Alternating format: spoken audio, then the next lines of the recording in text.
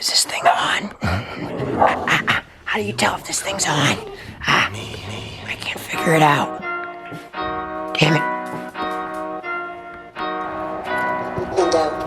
Why so serious?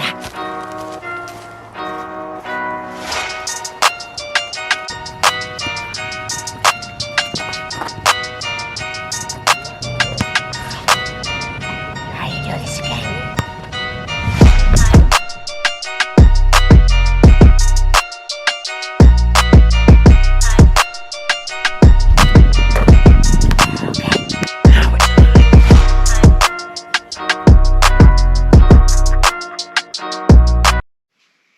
Hello, Titans Nation. Henry's back at practice, as you guys seen. He's still a little bit ginger on that right side. He's still favoring the left side a little bit. But I think he's still looking about 85% right now, and I think given if we can lock up that bye, which I think we will, give him another 2 weeks of rest, I think he'll be coming back about 95% in the playoffs, and that's going to be scary. You know, imagine just other teams thinking or trying to stop a Derrick Henry that's essentially at about 10 or 11 weeks of rest. He's fresh. His leg's going to be good to go. I think his foot's going to be doing pretty good. I don't think it's going to cause him too much issues. I think he's going to be a force in the playoffs, and it's scary to think for other teams. I mean, it's great for us, but I mean, other teams, I don't know what they're going to be able to do. I mean, best running back in the NFL coming back after 11 weeks with fresh legs, it's going to be tough to stop. That's for sure. And then the 1-2 punch, which I'll get into a little bit later, but that's scary stuff right there.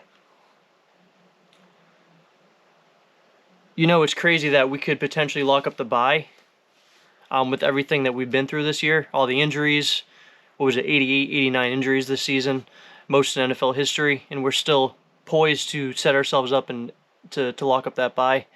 The only bye in the playoffs this year, because, you know, as things change a little bit, you know, within the NFL this season, and it amazes me that we've been able to weather the storm and just pick any pieces that we have and insert them, and we're still good to go. You know, we've really weathered the storm, and it's really cool to see, you know. And that's amazing, as I said, considering as we're the most injured team in NFL history. I mean, it's not like we've had 75 players play and go far, which I'm sure a lot of teams have, but 88, 89 players, that's just unheard of. It's really a testament to Mike Vrabel as a coach and John Robinson as the team he put together. You know, that we can just take pieces in, plug and play, you know, and they're going to do what they got to do. They know what they got to do. They all have a common goal, which if you listen to any of them talking in the videos that they, you know, Mike Vrabel clearly sets a goal for these guys, and they have that same common goal, and they all want to hit that, and they just do what they can, you know, to reach the goal. They're all team first guys for the most part, from what I see, and it's awesome to see, you know, as a Titans fan. The validity of the Coach of the Year talk from Mike Vrabel is definitely factual. I can't see another coach more deserving. I think he's definitely the guy that's going to get it. I don't think he really cares about that stuff, to be honest. Like I said, I know the team has one goal, and they're all pushing toward that goal, which I think is a Super Bowl. But it would be cool to see, you know, a small market like Nashville that definitely deserves to have the Coach of the Year if he actually gets it. I see a lot of people talking about Matt LaFleur, how he's done a great job at Green Bay. You know, he's had 39 wins in 3 seasons, but you know what? This is not the coach of the last 3 seasons. This is the Coach of the Year, as in the current year.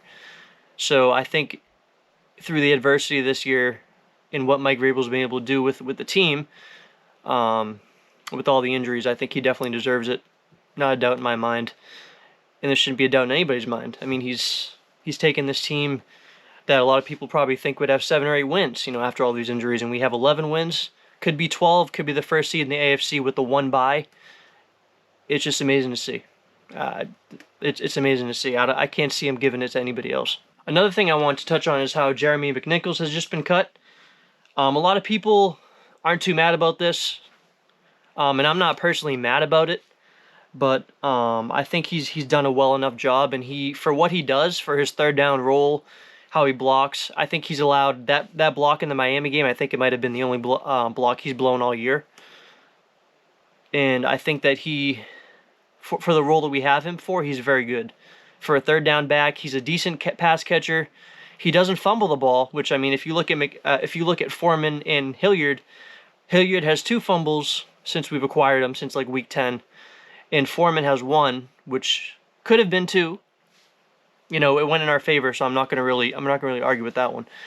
But yeah, they definitely have ball security issues. McNichols does not, and he was definitely a great third down back. So I'm hoping that they'll at least be able to bring him back to the practice squad. I mean, that would be good. And especially at this late in the season, I don't want another team to pick him up. I mean, teams know what the Titans are going to do anyways. We're a ground and pound offense. We're not going to really stray from that. We pick up any pieces. As you guys know, we got Hilliard and Foreman. We're still a ground and pound offense. It doesn't matter. Henry's not in there right now, and we're still going to run down your throat. And on the topic of running backs, I definitely going to talk about Hilliard and Foreman a little bit. Hilliard has done a really good job. I mean, he has about 300 yards on the season. And again, that's since about week 10 when we brought him in, week 9 or 10.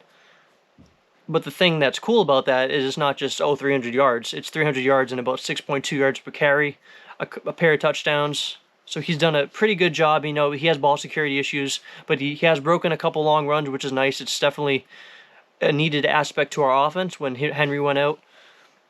And then Foreman. Oh boy, Foreman. Whew, that's a good running back right there. I think to this point in the season, he has about 500 yards since like week 9 when we grabbed him, and we didn't really play him the first week or two that much. And 4.4 yards per carry, which is also pretty good. You know, that's definitely nothing to scoff at. Anything over 4 yards per carry for running back is pretty good. He also has 3 touchdowns. Could be 4 this week. Houston, I definitely see that potentially happening. And he's definitely been a pretty good weapon that we've brought back in. And I definitely think, you know, looking at him and Henry going forward, I think in the playoffs especially, and even next year, even past the playoffs, I think that's going to be a dynamic 1-2 punch. And teams are going to struggle with that, especially in the new age NFL. Defenses are built smaller. They're not really built to be able to contain guys like Foreman and Henry. Foreman being 236, Henry being a straight 250. Also, both being pretty fast. Henry's a little bit faster. But, yeah, it's going to be hard for defenses to contend with this style of offense. We've already had this style of offense, as you guys know. But to include Foreman in that, and he's like a slightly smaller Henry. So that 1-2 punch, and then potentially even being on the field at the same time in some scenarios, it's going to be rough for teams to defend. It's going to be a really good thing to see. So for this Houston game, I definitely have us winning. I definitely see us winning by at least 14 points. But my keys to beating them is doing what we excel at. And what we excel at is obviously running the ball and playing great defense. And playing great defense by getting to the passer. We've done a tremendous job with our pass rush, especially in comparison to last year. We had like some crazy number, like 20 sacks all year. We've definitely smashed that with 2 of our guys. So we're definitely doing a much better job. This definitely has to do with the acquiring of Bud Dupree and Danico Autry. They have brought a new dimension to this defense. And as you guys can see, pass rush, what that really does to a defense, how much better it makes us. I think in the last 4 weeks, we've allowed like less than 10 points per game from other teams. And that's a formula for winning. Running the ball well and having great defense. So in the playoffs, when we have Derrick Henry back, when we're running with Henry and Foreman, we're running clock, you know, we're eating clock, we're going to be breaking big plays, getting the play action working very well, and playing great defense. It's a formula for success. And I don't think this Titans team has ever been this well set up for a playoff push. I know we've gotten to the Super Bowl before, but I think this year in particular, I think we have something really special here. And I think this might be the year, guys. I really... So another key, guys, for me is getting Julio involved early. He hasn't seen the ball much this year, but I think we definitely need to do a good job of getting him involved early this game, getting him a few catches so that he catches a groove for this week going into the playoffs, just so that he's another weapon that other teams have to worry about and game plan for. I mean, just think about it. Going into the playoffs, we're finally going to have Henry, A.J. Brown, and Julio Jones. You know, knock on wood on that, but I think it's definitely time. You know, we've had a lot of injuries this year, but I think our time's finally coming where the injuries are going to be coming to an end. And this is what we got these pieces for. This is what we got Julio, so we can have that type of offense. And I think going into the playoffs is when it's all going to come full circle. And that's cool because that's when you need it, is in the playoffs. So I think play great defense, rush the passer this game, which we do pretty well. stuff the run. I think we've allowed teams to run for like 35, 40 yards. And if we're having Davis Mills throw for 40 times on us, that's a recipe for success. That means they're going to be playing from behind. And I think that we're going to build a lead early, and I think we're going to just keep it and expand on it throughout the game. I don't see how Houston's going to come away with this. I think the Titans definitely got the game. I see them maybe winning 28-10. That might be generous for Houston. I don't even know if they'll put it in our end zone, to be honest. But yeah, I think we definitely have a good chance of winning this game and building a groove going into the playoffs. Yeah, and that's definitely going to help going into the playoffs, being on a 3-game win streak. Everything will be clicking on all cylinders. You know, we'll have our guys back on offense.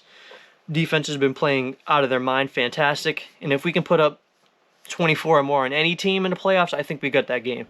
Because I don't think our defense is going to allow more than 21 points to any team.